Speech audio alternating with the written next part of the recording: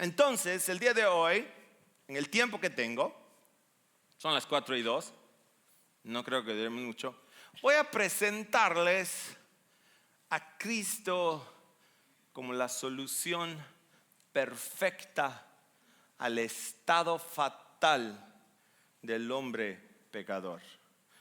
Y lo que quiero hacer es introducirlo para que podamos ver que el problema bajo el cual nos encontramos con un corazón caído, con un corazón inclinado a la maldad, con una naturaleza pecaminosa, el problema exige una solución divina y no una solución humana. Ahora quiero que piensen, si nuestra condición pecaminosa, la cual produce en nosotros vergüenza y culpa, los dos grandes venenos de la experiencia humana, es cuando una persona empieza a sentir culpa y empieza a sentir vergüenza, y estas cosas envenenan su vida, y en respuesta a ellas, tratando de apagarlas, termina haciendo muchas cosas.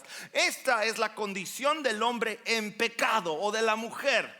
Y esto necesita una solución. Ahora pregunto, el día de hoy nosotros vamos a hablar de lo que la Biblia dice que es la solución. ¿Cuál es la solución? Cristo. Pero no creas que el mundo no le ha buscado solución a esta condición fuera de la Biblia. Lo ha hecho. Han tratado. Te voy a dar 3 de las más grandes soluciones que el mundo ha buscado, porque no quiere aceptar la soberanía ni la autoridad de un Dios santo y justo y de Cristo. Ahora, todo esto es dado al diagnóstico irreversible, ¿no? Dios es santo, el hombre es culpable y el juicio es inevitable, lo cual crea la tensión de que ningún sistema humano puede resolver. Esto no se puede resolver. Pero te voy a dar las 3 grandes cosas. Avanza, por favor. El problema que exige una solución. Avanza. Mira, la próxima es el hecho de que aunque lo han buscado y lo siguen buscando, tal vez la idea que estoy tratando de comunicar es que no pienses que tú, que estás buscando la solución al problema de la culpa, la vergüenza, el pecado en tu vida, y lo encuentras en Cristo, que no pienses que las demás personas están así como, estás loco, no necesito solución. Sí saben, sí entienden, lo sienten en su ser que necesitan algo, pero no lo quieren buscar en Cristo. ¿En dónde entonces lo buscan? Aquí está, 3 cosas. Avanza. La primer solución que el hombre busca es la religión.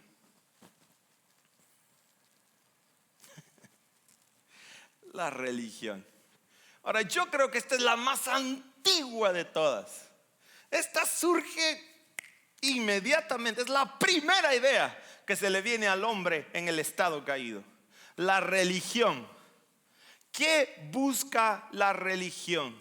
La religión lo que busca o intenta es reformar la relación que el hombre tenía con Dios. Pero quiero que aprendas algo muy lindo el día de hoy. Primero, con respecto a la religión, es que muchos no entienden que el cristianismo no es religión. Ahora, esto cuando lo escuchan dicen, pues ¿cómo no es religión?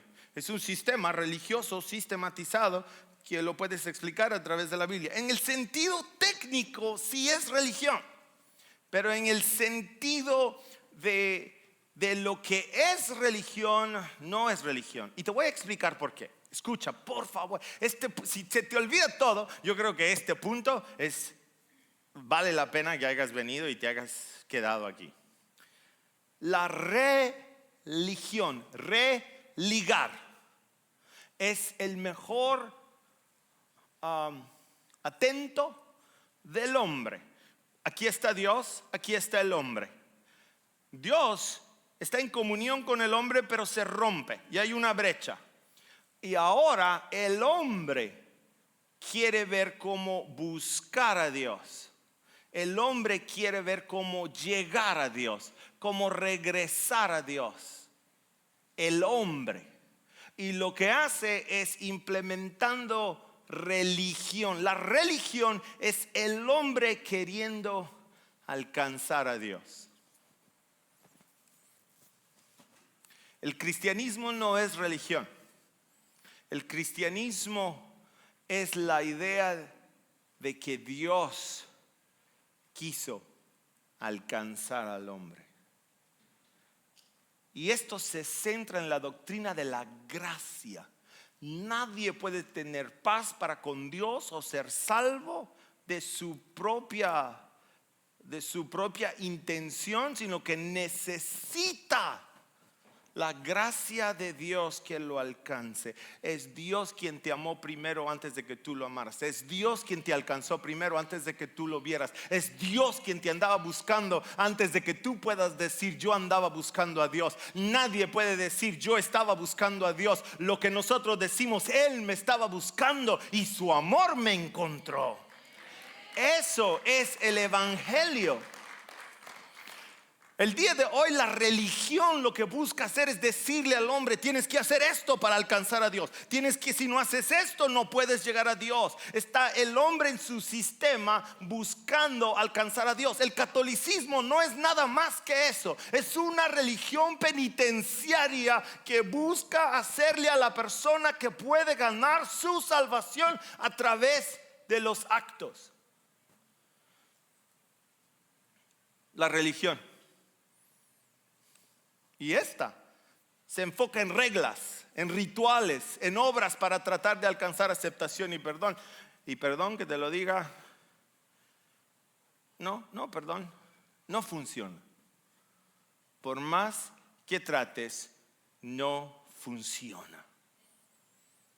Es triste cuando empezamos a investigar lo que pasa dentro del catolicismo y vemos conventos en donde las mujeres abandonan absolutamente toda su vida para meterse a un convento, dedicarse a Dios nada más, y donde vemos que lo único que hacen es torturarse, tratando de matar la naturaleza interna, la cual no pueden, buscan separarse de absolutamente todo y al final no pueden, porque la religión nunca podrá ayudarte a alcanzar a Dios. Y nosotros damos gracias a Dios porque en Cristo Él nos alcanzó a nosotros. La segunda cosa, la gran idea de resolver, la segunda solución más brillante del ser humano es la moral. La moral. ¿Qué es esto? Cuando hablamos de la moral lo empezamos a enseñar a las personas que pueden, siempre y cuando ellos mejoren sus vidas. O sea, ya deja de hacer esto, deja de hacer aquello, pero empezamos a moralizar la situación de tal forma que nos enfocamos en el esfuerzo humano, la disciplina y el desarrollo del carácter para ser una mejor persona. Y otra vez, por más que tú te disciplines, por más que aprendas de desarrollo personal, por más que tú aparezcas, ¿saben quiénes son los más depravados del mundo? La élite. Hacen barbaridades que ustedes no tienen ni idea. La gente de más alto calibre, que políticamente aparentan ser personas a las que uno debe de admirar, y después resulta que salen en cosas porque el veneno está adentro. Y la tercera es que buscan tratar de explicar, y esta es la filosofía. Hay quienes tratan de filosofar, tratan de explicar la situación de tal forma de que lo que hacen aquí es buscan entender la realidad, el origen del mal, el sentido de la vida, pero no pueden quitar la culpa. Hay gente que es inteligente, que sabe todo lo que ha sucedido, pero piensan que solo con el conocimiento van a poder alcanzar y no van a poder. La religión intenta reformar, la moral intenta mejorar y la filosofía intenta explicar, pero ninguna puede eliminar la culpa real delante de un Dios justo y santo. El Evangelio no viene a presentarse como un consejo. Mira, te voy a dar un consejo. ¿Por qué no? Te aconsejo que hagas esto. El Evangelio viene a presentarse como la intervención de Dios para resolver el enorme problema del pecado. Ahora, un versículo bíblico nos dice, pero Dios ha actuado en Jesucristo para salvarnos.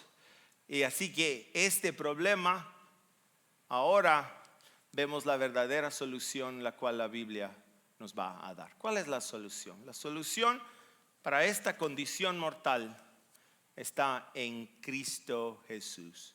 Cristo es el punto de intersección entre Dios y el hombre. El Evangelio no comienza con una idea, sino con una persona. Aquí Cristo es único y se nos va a presentar en las Escrituras porque es el representante perfecto.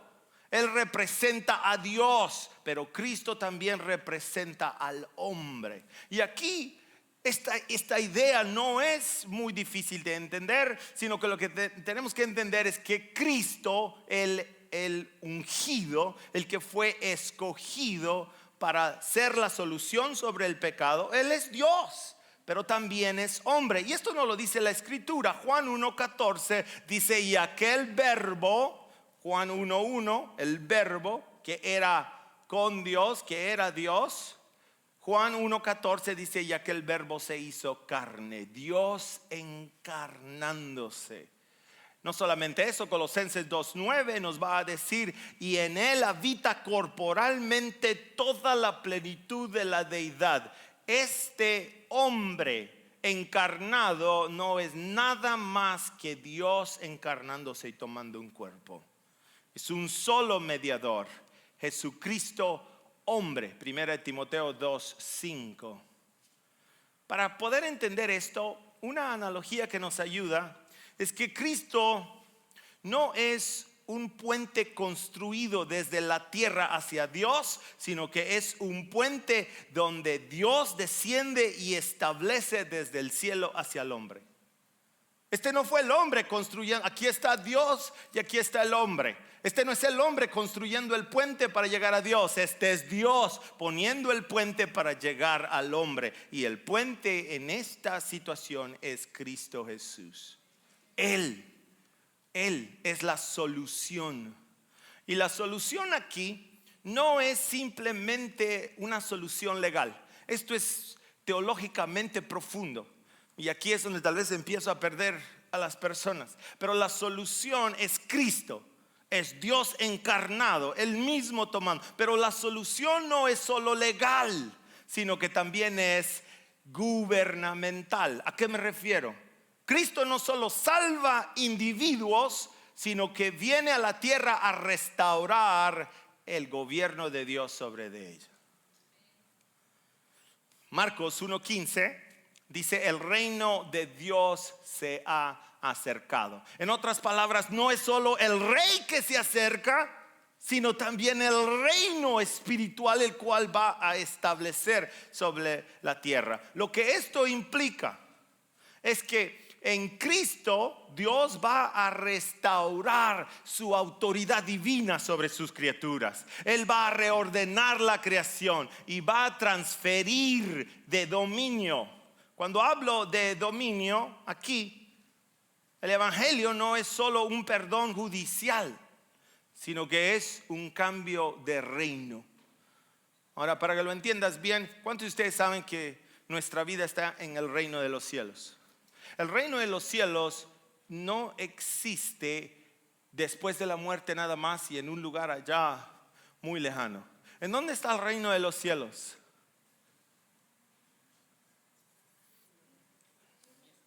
¿Alguien sabe dónde? Está aquí.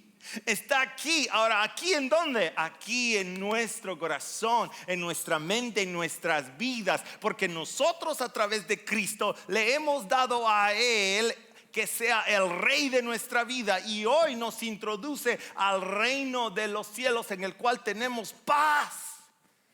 Paz para con Dios. Yo no tengo que esperar a que venga la nueva Jerusalén. Ya vivimos en el reino de Dios.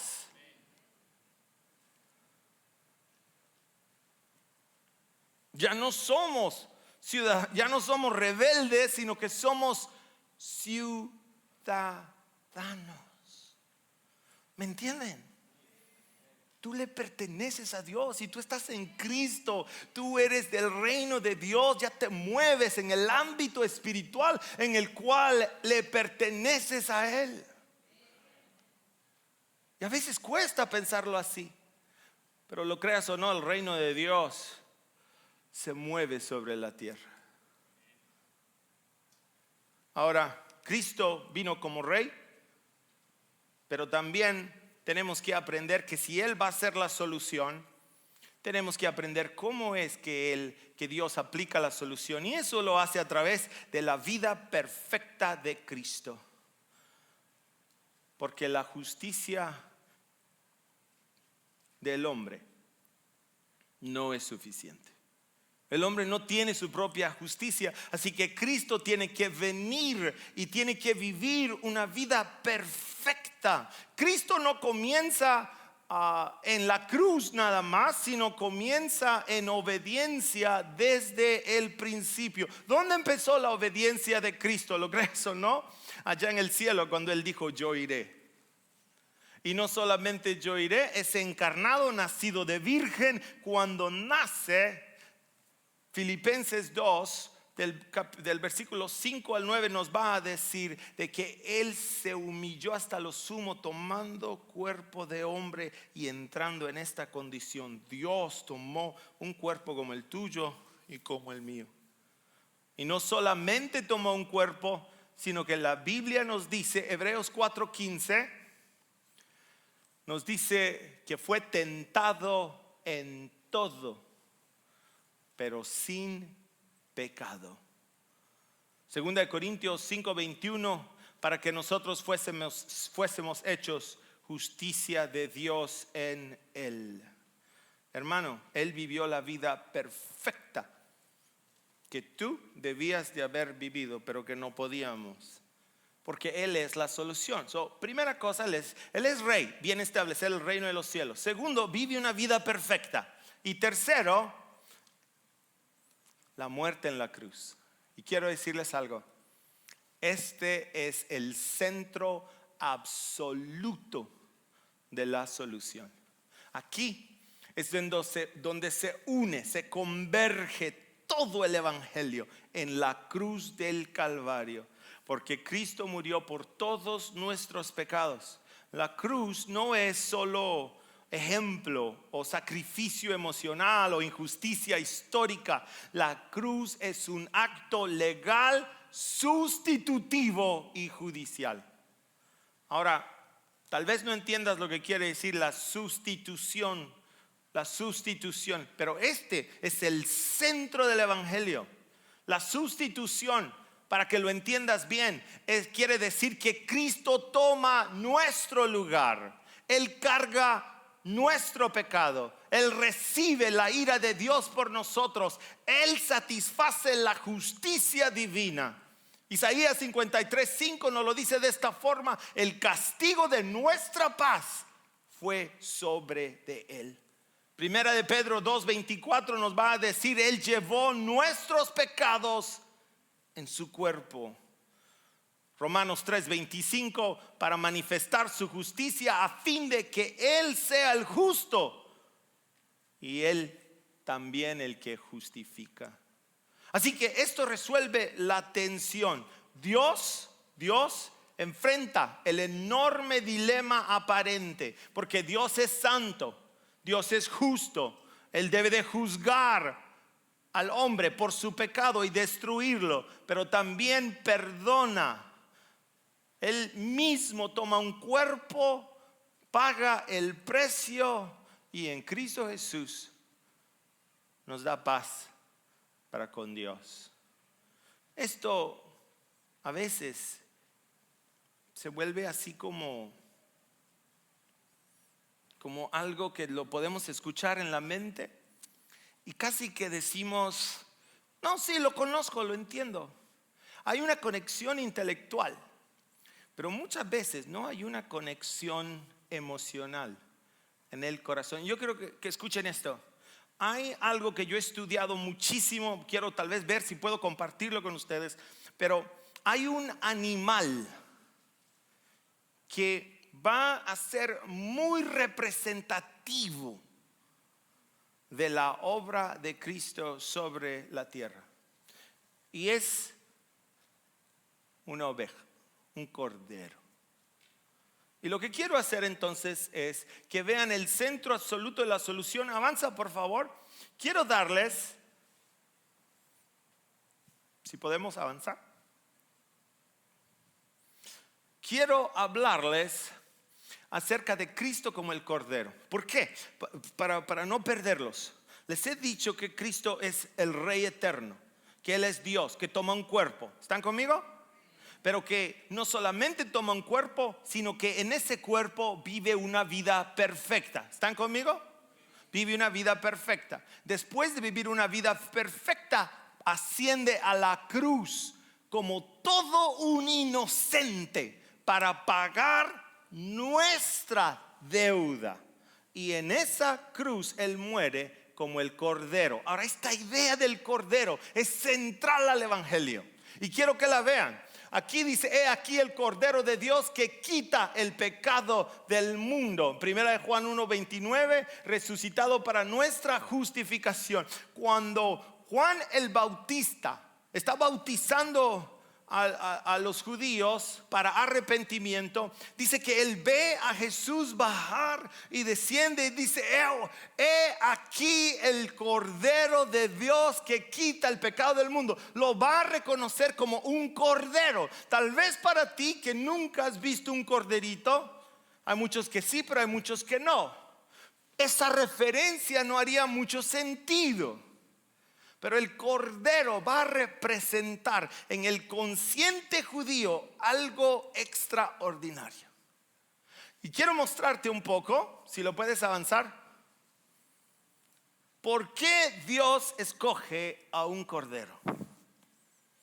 Una de mis fotos favoritas que tengo es ahorita que fuimos a Israel. Íbamos a entrar estábamos en Belén e íbamos a entrar, ¿a dónde era que íbamos? ¿Alguien que me ayude? ¿Quién fue conmigo a Jerusalén? Nadie. Oh, wow. Pues usualmente habían varias personas. Creo que hoy no vinieron, pero bueno. Pero en Jerusalén fuimos a Belén, a donde nació Jesús, pero después nos llevaron a un lugar que se conoce como Shepherd's Field, el campo de los pastores. Y nos mostraron cómo era un gran campo donde todos los pastores llevaban a sus rebaños porque había mucho pasto. Y ahí todos llevaban a sus rebaños y nos están explicando cómo los judíos tienen grandes rebaños, ¿no? de ovejitas. Maravilloso. Y nos dicen, ¿y cómo creen que llegaban, comían? Y dice, y los pastores se juntaban, ¿no? Y ahí a comer juntos. Y ya cuando era la hora de salir de regreso a sus casas, dice que los pastores no tenían que hacer nada más que levantarse. Empezaban a caminar y daban un silbido. Y dice que todos los de su rebaño los seguían. Era increíble como miles de ovejitas. Todos los pastores se paraban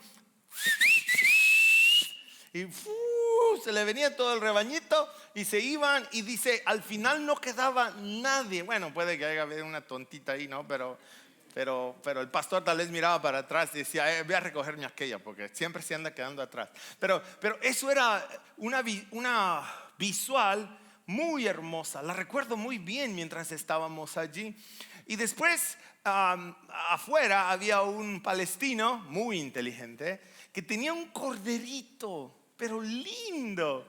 Y por $1 te dejaba tomarte una foto. Dejaba que lo abrazaras, te lo ponías arriba.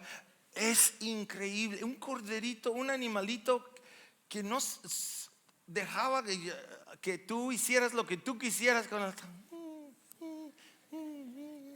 Y me lo puse así y me tomaron una foto el día de hoy. Amo esa foto, es muy especial. Pero ¿por qué Dios escoge un cordero? El cordero es muy significativo y tú tienes que conectarte. Te voy a decir algo. Dios desde el principio usó un cordero.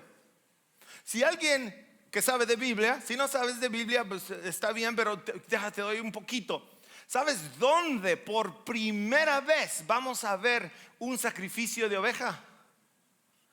Yo no sé porque no lo dice muy bien, pero lo que sí sabemos es que hubo un sacrificio de animal con Adán y Eva. Porque ellos se cubrieron con ramas y dice que Dios los cubrió con pieles. La piel viene del animal, lo que quiere decir que tuvo que haber un sacrificio. Ahora, la primera vez que vemos definitivamente el primer sacrificio es en Génesis 4. Caín y Abel. Caín da el diezmo de sus vegetales y Abel dice que dio... Oh, wow. Sí, esa es. Gracias. Mira, este corderito, solo tuve que pagar $1 para que me lo prestara, ¿no? Pero era tan lindo, tan hermoso. Y no solo me lo tomaron así, sino que lo tenía gastado. Decía, wow. ¿Alguno de ustedes ha jugado con un corderito? Levanta la mano, quiero ver. Sí, sabes que son tiernos. Ahora voy a preguntar, ¿alguno aquí ha jugado con un pitbull? Uno, ¿quién más? Así son de tiernitos, ¿verdad? Así como que si no hay miedo, le jala uno la cola y al corderito tú le puedes jalar la cola y no te va a morder, no va a ser agresivo, no tiene en su carácter esa agresividad, es enormemente manso. Y si regresamos a la gráfica, en Génesis 4, Abel viene y dice que le ofrece en sacrificio un cordero a Dios, por lo cual Dios se agrada. No solamente en Génesis.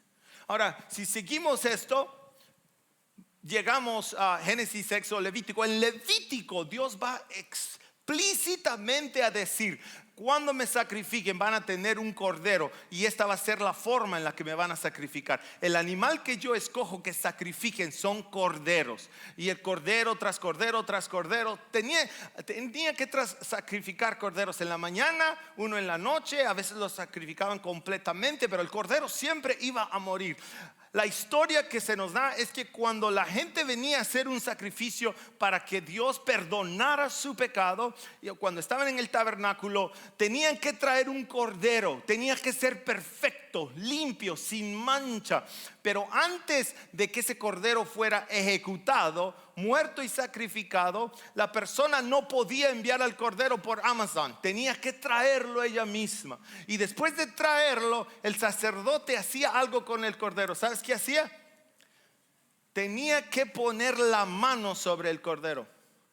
El que lo iba a entregar tenía que poner la mano sobre la cabeza del cordero y después de eso entregarlo, sabiendo que el animalito estaba o iba a morir por el pecado que él había tenido. Esto era ritual en la vida judía. Debía de ser sin defecto. Un cordero también en la Pascua. Perdón.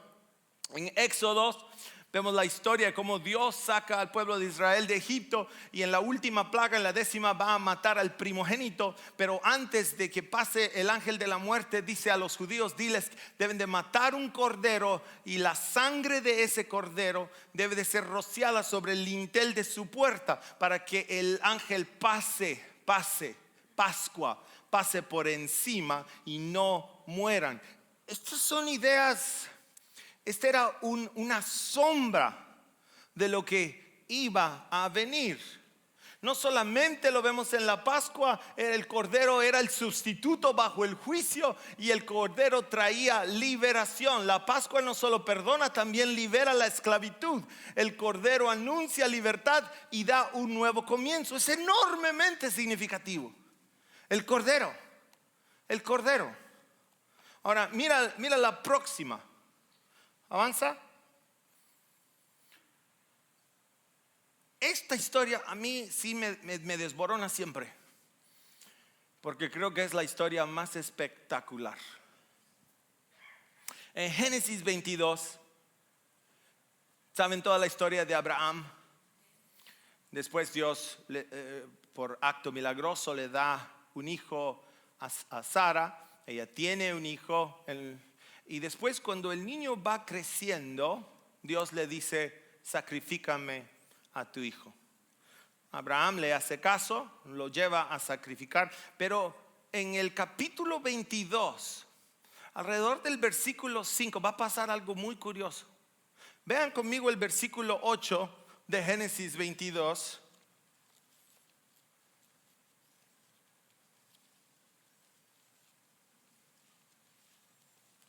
Vean lo que dice. Versículo 8. Vamos a ir al versículo 7. Versículo 7. Génesis 22, 7. Escuchen por favor. Dice: entonces habló Isaac a Abraham su padre. Iban rumbo. Dios le había dicho: ve, sube y sacrifícame a tu hijo. Y van rumbo. Aquí va a haber algo muy curioso. Tal vez puedo descifrarlo un poquito si me dan tiempo. Pero dice: y dijo, Padre mío. Versículo 7, capítulo 22. Entonces habló Isaac a Abraham su padre y dijo: Padre mío. Y él respondió: heme aquí, mi hijo. Y él le dijo: he aquí el fuego y la leña. Ahora escuchen, ya tenía conciencia Isaac de cómo se hacía un sacrificio. ¿Cómo se hacía un sacrificio? Con fuego y con leña. Y le va a hacer una pregunta que nos da la idea de que Isaac ya estaba consciente de que se tenía que sacrificar una oveja. Y dice: ok, aquí está el fuego, aquí está la leña. ¿Cuál es la pregunta que hace? ¿Otra vez? ¿Cuál es la pregunta? ¿Dónde está el cordero para el sacrificio?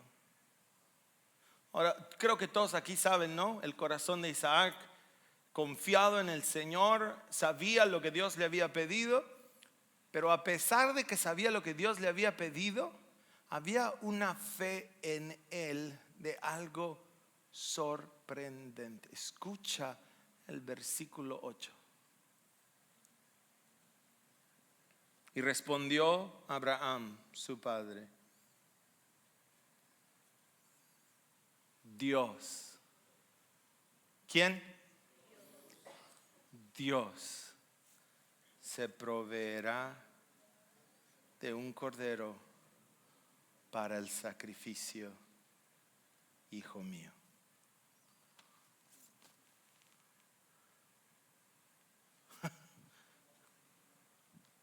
Dios se proveerá de un cordero para el sacrificio, hijo mío.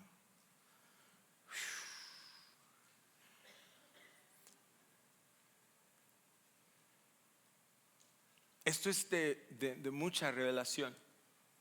Porque lo que podemos ver aquí es: Dios da el mandamiento, Isaac pregunta por el cordero y Abraham responde en fe, entendiendo algo que ahora tú y yo debemos de internalizar. Fue Dios quien proveyó el cordero necesario para el sacrificio para que tú y yo fuéramos salvos. Él se proveyó de un cordero. Y ese cordero perfecto era Cristo Jesús. Esto, a mi parecer, este es uno de los versículos más maravillosos, pero yo pudiera continuar diciéndote que el cordero era algo muy impregnado en la cultura hebrea. En el Salmo, en Isaías 53, vamos a poder ver lo que Dios decía acerca del Cordero. Está por todos lados. Isaías 53:7 dice: como Cordero fue llevado al matadero. Éxodo 12:5, el animal será sin defecto. Primera de Pedro 1:18 y 19, fuiste rescatados con la sangre preciosa de Cristo, como de un cordero sin mancha y sin contaminación. Éxodo 12:13, veré la sangre y pasaré de vosotros. Habla de la Pascua. En Juan 8:36, si el Hijo os libertare, seréis verdaderamente libres. Pero el Cordero conecta el sacrificio con la liberación del pecado. El Cordero enseña que el pecado cuesta sangre. Yo quiero repetir esa frase. El pecado cuesta sangre.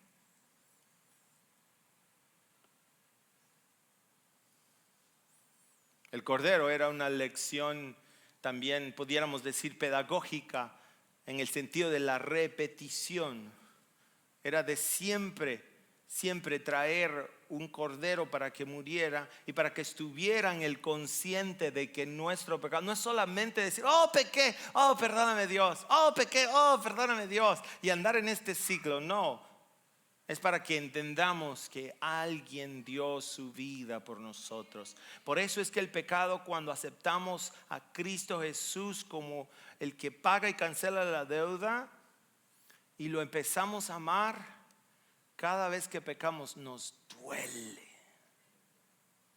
Nos duele porque nuestro pecado apunta al pago que Él dio por nosotros. Y esto tal vez nos lleva al último punto aquí, es que no solamente Él muere en sustitución por ti y por mí, sino que también resucita. Porque sin resurrección no hay evangelio. He hablado de 3 cosas: una vida perfecta, la cruz, y ahora viene la resurrección. Romanos 4:25, resucitado para nuestra justificación, porque si Cristo no resucitó, vuestra fe es vana. 1 Corintios 15:17.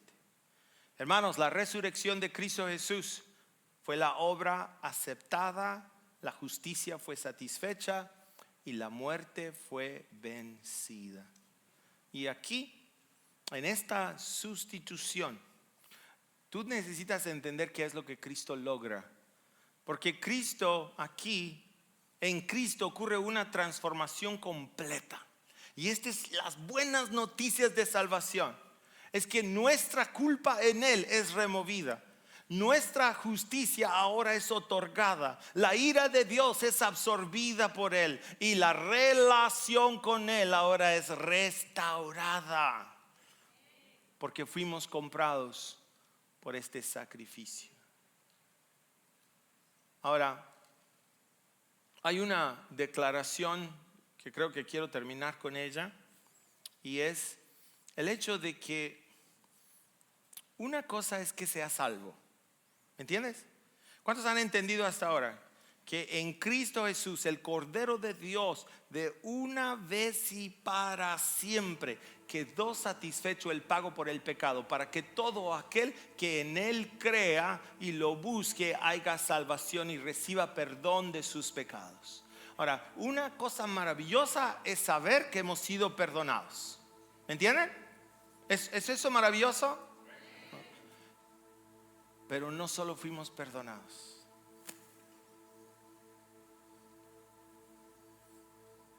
No solamente toma nuestro lugar,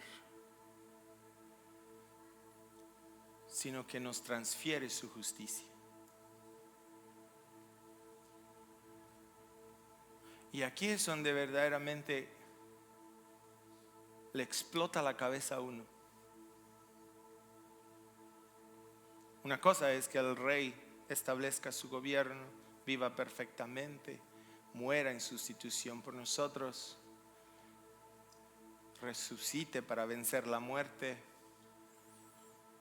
Pero otra es que nos justifique y que ahora transfiera su justicia a nosotros. Yo me he preguntado muchas veces acerca de esta doctrina. ¿Cómo es que nosotros podemos ser justos?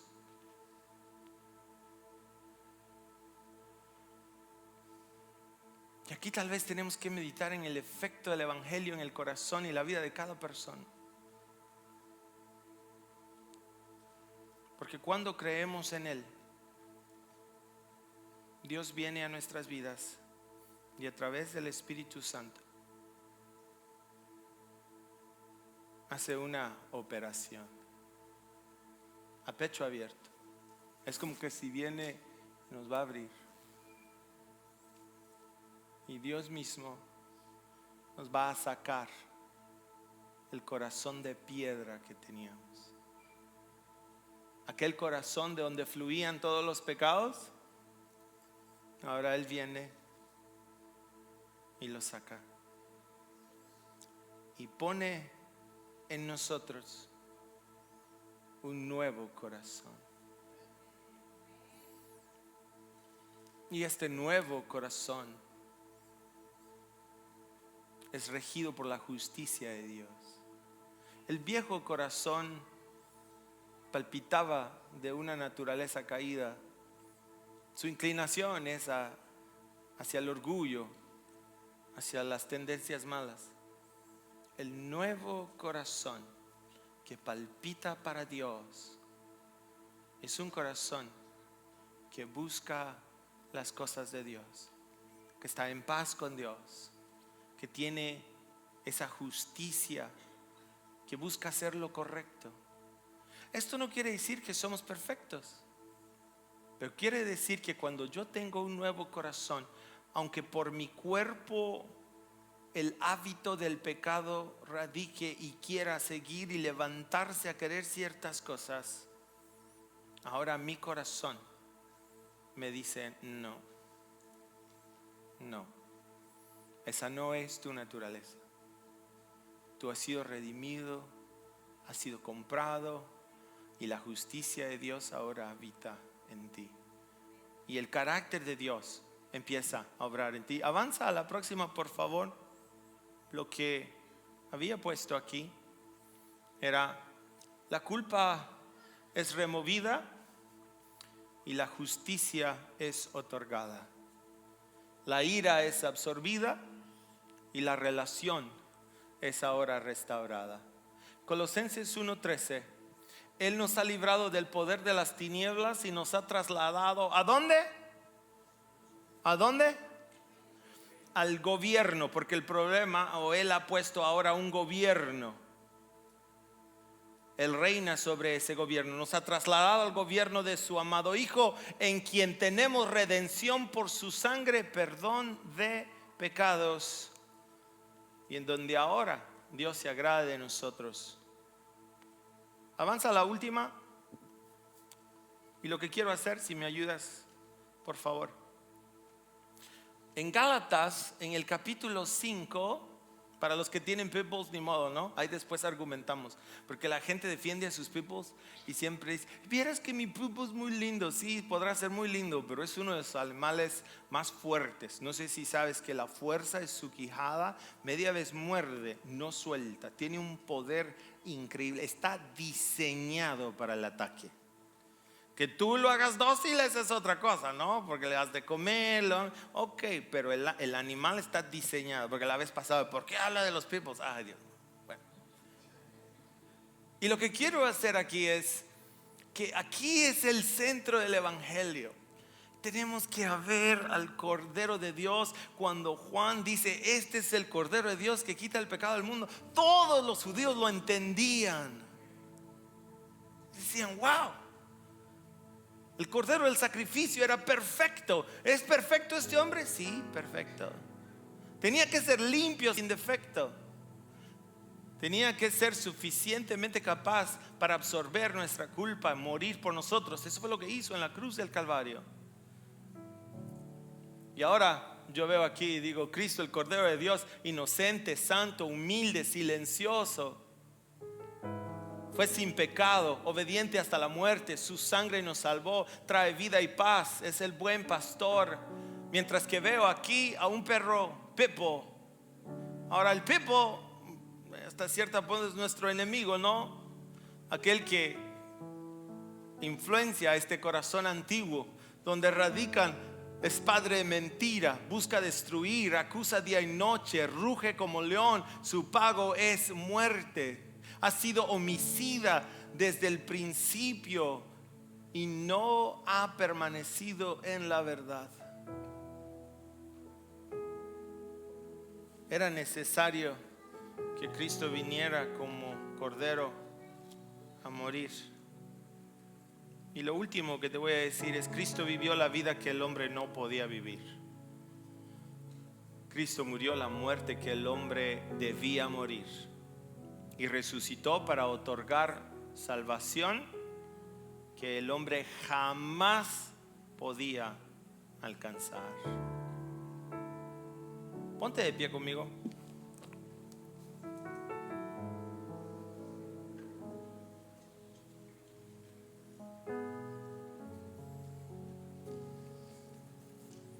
Cristo es la solución, el Cordero de Dios, el sacrificio perfecto. Y tal vez muchos se enfocan en eso, en el que Él fue el sustituto que tomó nuestro lugar. Pero no te quedes ahí. No solamente fue el sustituto, sino que transfirió su justicia hacia ti. Y tú dirás, pero ¿cómo funciona eso? Funciona en que ahora cuando el Padre te ve a ti y ve la sangre de su Hijo, toda su ira ha sido satisfecha.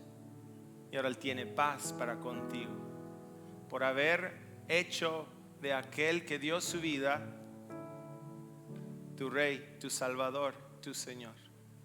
Pero no solamente te perdonan los pecados, sino que ahora te va a bendecir. Y te ve como justo delante de Él. Yo meditaba en esto, yo decía, una vez alguien me contó una historia que me impactó. No es bíblica, pero me impactó, buscando hacerme entender esto que ahora entiendo con claridad. Cristo la solución. Él me decía que había una vez un rey que era justo, un buen rey, pero que tenía enemigos en el reino y muchos querían quitarlo porque no les caía bien. Ellos querían beneficio para sus propias vidas y en un complot que hicieron contra el rey de este reino, dice que procuraron buscar muchas formas de hacerlo quedar mal delante del pueblo y no encontraban, hasta que encontraron una y dijeron, ya sé cuál. Vamos a agarrar a su madre haciendo algo malo. La vamos a incitar para que haga algo malo. Y cuando la agarremos contra la ley, la vamos a traer para que él la juzgue. Y si él la juzga y le da el castigo, vamos a decir, este rey no es bueno, miren qué duro, cómo castigó a su propia madre.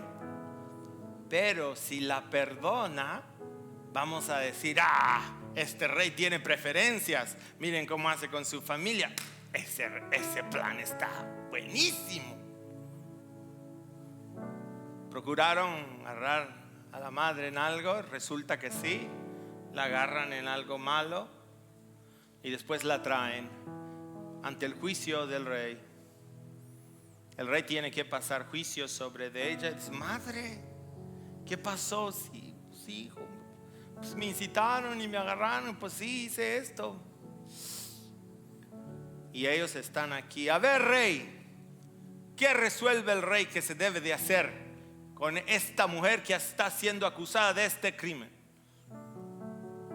Él la mira, examina la situación y dice, sí, eres culpable, madre, mereces el castigo. Y el castigo van a ser 40 latigazos. Y ellos dicen, vamos a decir, qué mal hijo. Dice, así que para todos el edicto final es el castigo sobre su vida, 40 latigazos. Dice, pero como es mi madre, dice que se paró, se quitó la capa real, bajó, la abrazó y le dijo, madre, esos latigazos me los van a dar a mí.